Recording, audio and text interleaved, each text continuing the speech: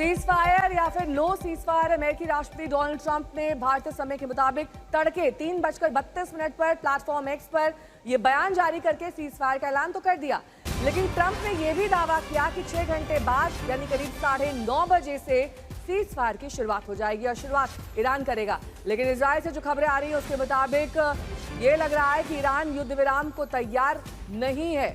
दक्षिण इजराइल के बीरशेवा में ईरान ने 7 मंजिला इमारत को मिसाइल से निशाना बनाया। थोड़ी देर पहले इजरायली डिफेंस फोर्सेस ने ट्वीट में कहा कि पिछले 1 घंटे में ईरान ने तीसरी बार मिसाइल से हमला किया है। तो ट्रंप के सीज फायर के दावे के बीच ईरान का यह हमला।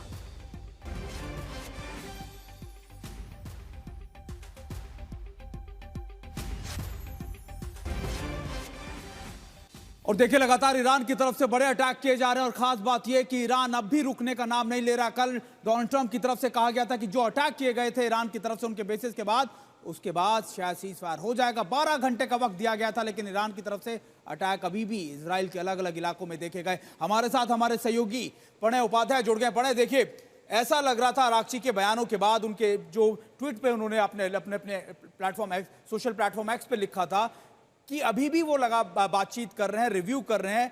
तो अब की अगर स्थिति को देखा जाए, क्या आपको लगता है कि ईरान सच में मानेगा या फिर ईरान को फर्क ही नहीं पड़ता अमेरिका और इजराइल की बातों से?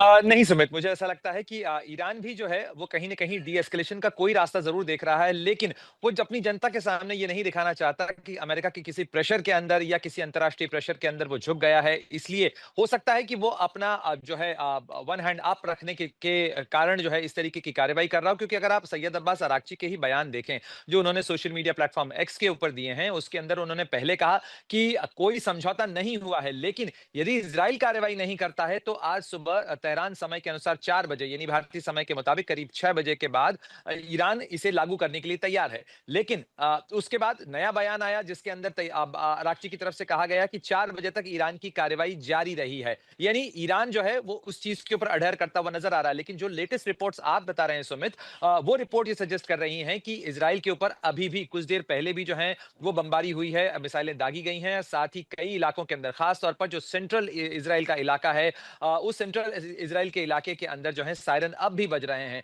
यानी ये कहीं न कहीं बता रहा है कि जो सीज फायर को लेकर चर्चाएं हो रही हैं, बात हो रही है, वो हुआ नहीं है। क्योंकि बीती रात इजराइल की तरफ से भी ईरान के कई इलाकों के अंदर इंक्लूडिंग तेहरान जो है वहां पर बमबारी की गई है।